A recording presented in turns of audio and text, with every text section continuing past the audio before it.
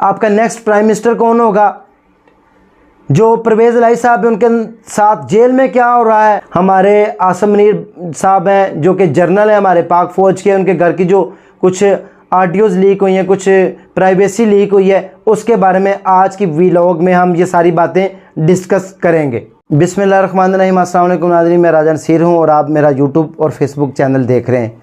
आज सियासत के हवाले से दो तीन बड़ी इंतहाई अहम पेशरफ्त थी जो आपके गोशगवार करनी चाह रहा था। आज की जो अहम पेशरफ्त है, जैसा कि आपको पता है, सेनेट में एक बिल जो है वो पास हुआ है F2 के हवाले से, उसके ऊपर भी बात होगी। इसके अलावा जो है वो आर्मी चीफ़ की वीडियो लीकेज के हवाले से भी थोड़ी सी बात होगी। इसके अलावा हम जो है वो परवेज़ इलाही साहब की जो है वो भी बात करेंगे। दो तीन बड़ी इंतहाई अहम पेशरफ्त थी, ये आपके साथ डिस्कस करनी इंतहाई ज़रूरी थी। तो सबसे पहले हम चलते हैं, डिस्कस करते हैं कि नवाज़ शरीफ जो हैं उनकी जो ताहयात नाअहली थी, उस हवाले से सेनेट में एक जो बिल है कल वो पास हुआ है F62। उसके बाद हुआ ये है कि 5 साल के बाद जो नाअहल हुक्मरान होगा वो दोबारा वज़ीर आज़म बन सकेगा। तो ये बहुत बड़ी पेशरफ्त है। इस पेशरफ्त का मतलब ही ये है कि अगला आपका प्राइम मिनिस्टर हो सकता है कि वज़ीर आज़म नवाज़ शरीफ साहब जो है वो सिलेक्ट हो जाएं, इलेक्ट हो जाएं, और आपके जो नेक्स्ट प्राइम मिनिस्टर होंगे वो मियां मोहम्मद नवाज़ शरीफ साहब होंगे, या बिलावल भुट्टो ज़रदारी जो है वो अगले आपके जो है वो प्राइम मिनिस्टर हो सकते हैं। F62 जो है उसमें ये अब कानून बना दिया गया है कि जिसको नाअहल किया जाता था, ताहयात नाअहल हो जाता था और वो दोबारा वज़ीर आज़म बनने के काबिल नहीं रहता था, ये सारी इन्वायरमेंट उनके लिए की गई है।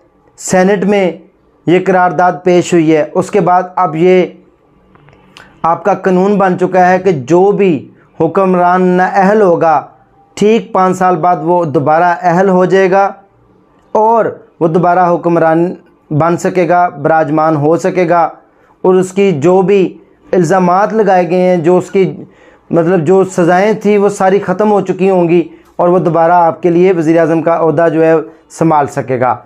मैं समझता हूँ कि ये बहुत बड़ी पेशरफ्त है। लेकिन अगर कोई बंदा जो नाअहल है और जिसके ऊपर साबित हो जाता है कि भी वो इस मुल्क की बागडोर संभालने के काबिल नहीं रहा और उसके बाद उसके ऊपर पाबंदियाँ लगती हैं, ताहयात तो ये हटनी नहीं चाहिए थी।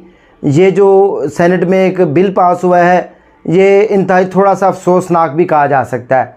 उसकी वजह यह है ताहयात पाबंदियाँ उसी शख्स पर लगेंगी जो नालायक है, जो नाअहल है, जो अहल नहीं है, जो कि एलिजिबल नहीं है, जिसका कोई मतलब किरदार नहीं है, जो सादक और अमीन नहीं है। लेकिन ये इंतहाई अफसोस के साथ कहना पड़ता है कि हमारे ऊपर वही हुक्मरान मुसल्लत कर दिए जाते हैं जो पिछले 75-70 सालों से हमारे ऊपर बार बार जो है इनको मुसल्लत किया जाता है। नाज़रीन, दूसरी भी हम बात करेंगे। आपने कमेंट सेक्शन में अपने ख्यालात का भी इजहार करना है कि क्या ये सेनेट में जो बिल पेश हुआ है, बिल पास हो चुका है, जो कि हमारा कानून बन चुका है, क्या ये ठीक हुआ है या गलत हुआ है। अब हम अपनी दूसरी खबर की जानिब बढ़ते हैं। दूसरी खबर जो है कि आर्मी चीफ साहब की जो घरेलू निजी ज़िंदगी की जो गुफ्तगू है, जो ऑडियो है, वो लीक्स हुई हैं।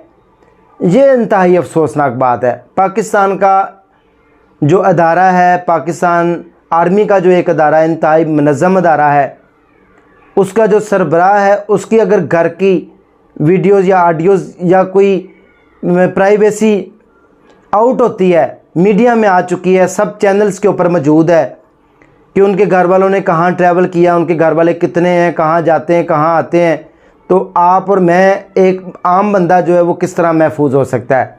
पाकिस्तान का सबसे बड़ा अदारा जो है वो पाक आर्मी है और उसके सरबराह की अगर ये चीज़ें लीक हो सकती हैं तो आपकी और मेरी इधर कोई अहमियत नहीं। मैं गुजारिश करता चलूँ, अदारों से रिक्वेस्ट करता चलूँ, सब हुक्मरानों से भी कि इस बात के ऊपर गौर किया जाए और ये सिलसिला फिल फौर रोका जाए। एक दूसरे को जो है वो ब्लैकमेल करने के लिए, एक दूसरे को नीचा दिखाने के लिए ये जो काम किया जाता है कि उनकी ऑडियो वीडियो रिकॉर्ड कर ली जाती हैं, उनकी घर की जो रिकॉर्डिंग कर ली जाती है, उनकी जो चीज़ों के ऊपर नज़र रखी जाती है, ये नहीं होना चाहिए। अगर ये होना भी चाहिए तो किसी एहतसाब के अमल में होना चाहिए, पब्लिक में ये बातें ओपन नहीं होनी चाहिए, जिससे हमारे मुल्क का भी इमेज ख़राब होता है। तो इसके ऊपर अदारों को काम करना चाहिए। जो सेनेट में बिल पास हुआ है वो इस तरह का होना चाहिए कि आइंदा से किसी भी बंदे की प्राइवेसी जो है उसको लीक करने के ऊपर पाबंदी होनी चाहिए, कि उसकी जो घर की जो पर्सनल मैटर्स हैं, मामलात हैं, उनको पब्लिक करने की जो सज़ा है वो सख्त से सख्त है। तो जो बंदा ये करेगा तो उसको सख्त सज़ा मिलेगी। ये नादरा ऑफिस से कुछ लोग हैं, नाम यहाँ पर लेना नहीं मैं चाह रहा, लेकिन मैंने सोशल मीडिया से ये मेरे पास सबूत मौजूद हैं जहाँ से मैंने ये लिया रिकॉर्ड, कि नादरा के कुछ मुलाजमीन हैं जिन्होंने ये हरकत की है। तो ये सिलसिला बंद होना चाहिए। आखिर ये सिलसिला कब तक चलता रहेगा? नाज़रीन, अब हम चलते हैं तीसरी बड़ी ख़बर की जानिब, कि परवेज़ इलाही की ख़बर है। परवेज़ इलाही जब अदालत में जब पेश हुए कल, तो उनके पाँव सूजे हुए थे, चेहरे पर स्वेलिंग थी। उनका कहना ये था कि मुझे पिछले 10-12 दिन से 15 दिन से नहाने नहीं दिया गया, मेरी टांगें सीधी करने के लिए काल कोठरी में मुझे रखा गया, वहाँ पर टांगें सीधी करने की जगह नहीं है। तो मैं परवेज़ इलाही से ये भी गुजारिश करता चलूँ कि जब आप हुकूमत में थे, जब आप वज़ीर आला थे, जब आप स्पीकर पंजाब असम्बली थे, डिप्टी प्राइम मिनिस्टर थे, तो अब आपने भी बहुत ज़्यादा लोगों के साथ जुल्म और ज़्यादती किया था। तो दुनिया एक मकाफ़ाती अमल है, जैसा करना वैसा भरना आता है। अब आप जो चीख कर रहे हैं, चीखो पुकार कर रहे हैं, लोगों को बता रहे हैं कि मेरे साथ ये जुल्म हो रहा है। आप भी एक साबका डिप्टी चीफ प्राइम मिनिस्टर रहे हैं, चीफ रहे हैं वज़ीर सबसे बड़े पाकिस्तान के सूबे के, आप स्पीकर रहे हैं। आपकी जब हुक्मरानी थी तो तब आपने सिर्फ ये याद दहानी है, हमारा किसी पार्टी के साथ कोई जो है वो तल्लक नहीं होता, हमने आपको ख़बर देनी होती है। आपने एहसन इकबाल साहब के ऊपर तशद्दुद किया, उनको जो है वो बंद करवाया, हरास करवाया, राना सनाउल्लाह साहब को हरास करवाया, और दीगर जो हैं वो कायदीन शायद खाकान अब्बासी साहब को हरास करवाया। तब आप भूल गए थे कि आप कल को आपके ऊपर भी ये वक़्त आ सकता है।